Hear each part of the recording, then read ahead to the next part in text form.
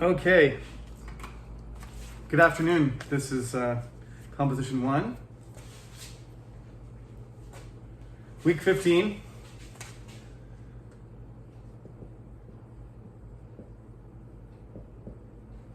Today we're going to do an exam review.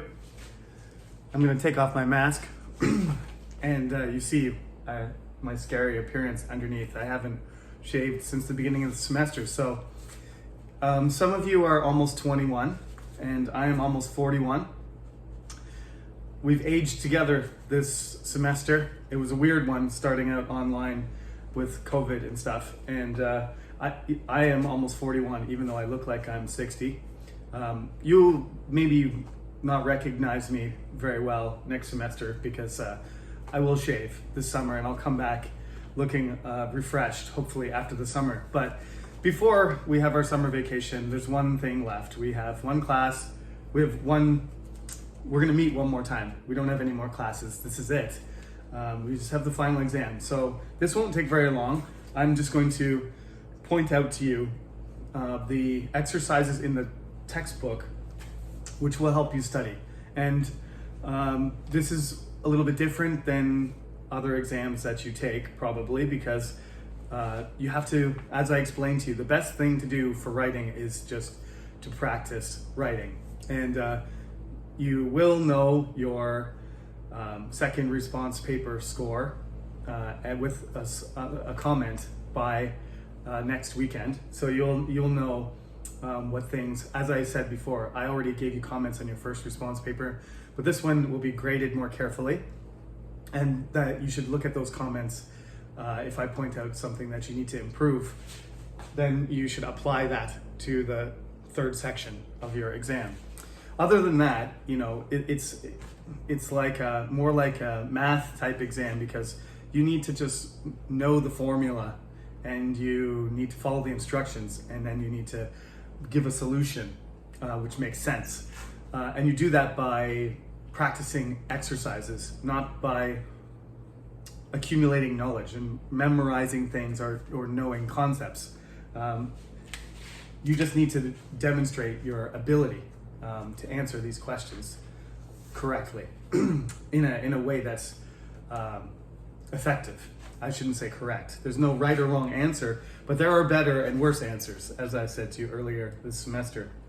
So it's going to be divided.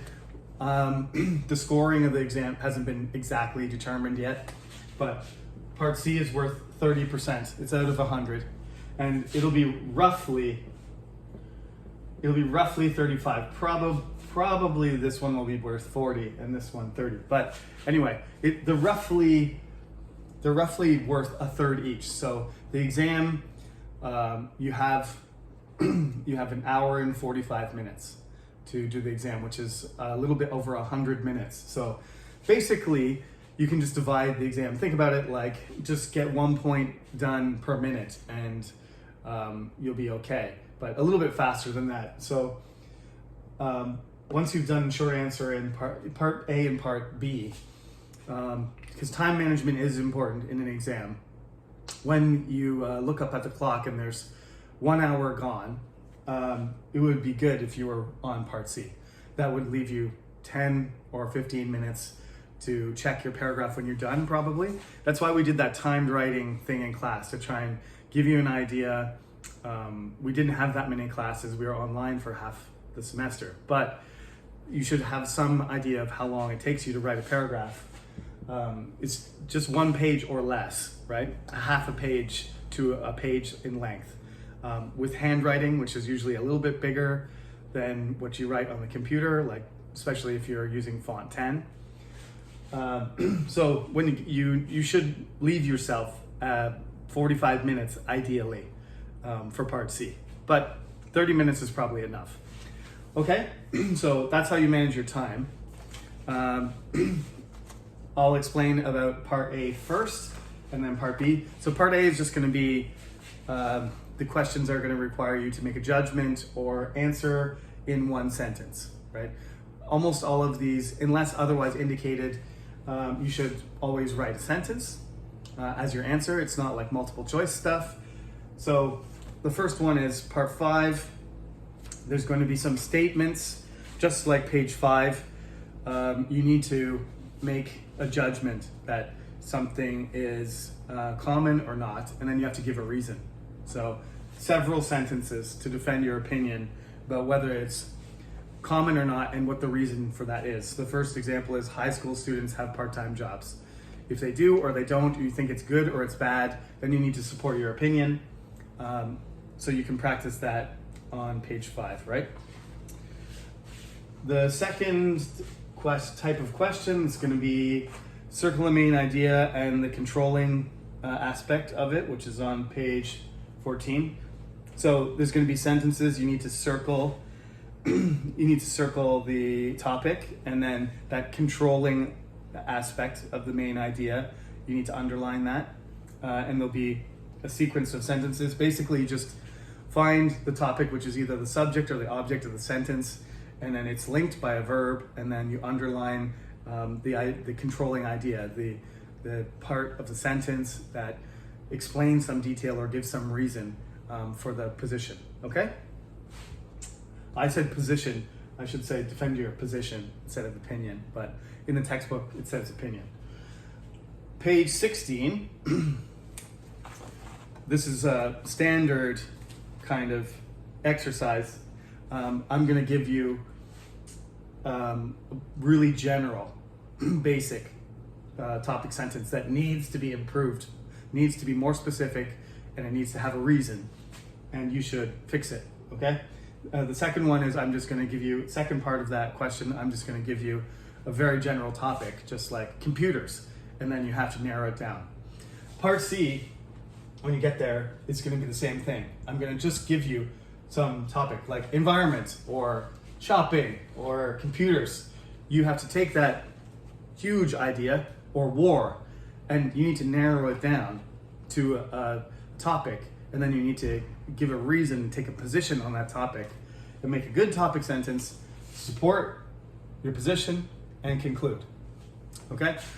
On that part C section, there will be 4 choices. This is the same thing here. You just have to do the same thing, but there's no paragraph. You just do one sentence. But when you get to part C, you've got to follow that process of narrowing down your topic to a topic sentence and then supporting it and concluding it too. And finally, on page 43 and 44,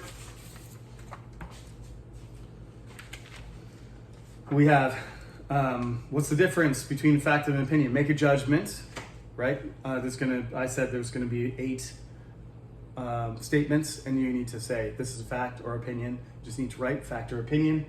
And then after that, you need to write your own examples of a statement that's a fact or a statement that's an opinion, as I require the instructions, okay? And that's how part A is going to be structured. Those are the types of questions you have to prepare. We're going very fast today. This is excellent. Part B, this is called paragraph analysis. This means I'm going to provide you with pieces of a paragraph or full paragraphs, which you need to say what's wrong with them, how they could be improved, or what's missing. You need to demonstrate that you can analyze the quality of a paragraph. We did that on page 9 and 10. The whole chapter, that whole chapter continues to talk about how to write a solid paragraph. And remember, the vocabulary, clear, concise, coherent. It has a topic sentence. It doesn't have a topic sentence. Its concluding sentence doesn't match. It goes off on a tangent. It's not organized. It's too general. These are the ways that you need to criticize and analyze the paragraph, okay? So that's page 9 and 10. Page 20 is pretty straightforward. There's just a scene there. And you got to write a paragraph, a short paragraph that is descriptive, basically if I'm going to give you a picture and then you have to describe it, write a paragraph underneath. If I took the picture away and I just read what you were writing, I should be able to reconstruct the scene from your writing without that picture. That's how I judge it. So I just block it and I read your writing and I try to imagine the picture from your writing. And if I can, then you're going to get a good grade. And if I can't, then you won't. Lots of students ask on Part B and Part C, is grammar important? Grammar is always important, but minor grammar mistakes will not affect your score. If you have major grammar mistakes, you will lose points on these, especially these sections. It's if you have a very flawed sentence grammatically in the first part, then it doesn't make sense. Then you're not going to get points. But otherwise, the first section is not going to be a problem grammatically. Of course, in the paragraph, grammar does count more than it does here. Okay, page 25. We did the perfect example of this is the horrible hotel, right? So I'm going to remove the topic sentence, and I'm going to remove some of the supporting sentences, and you're going to have to improve, the complexity of the sentences. Don't forget that part, because a lot of you didn't fix the short sentences.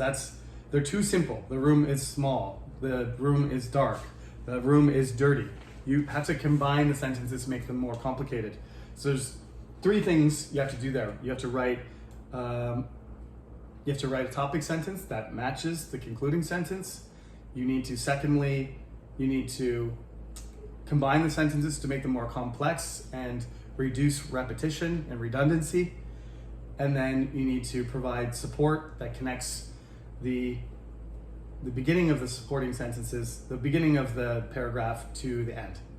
Okay? So you can practice that. You can practice that exercise actually by doing page 30 and 31 also.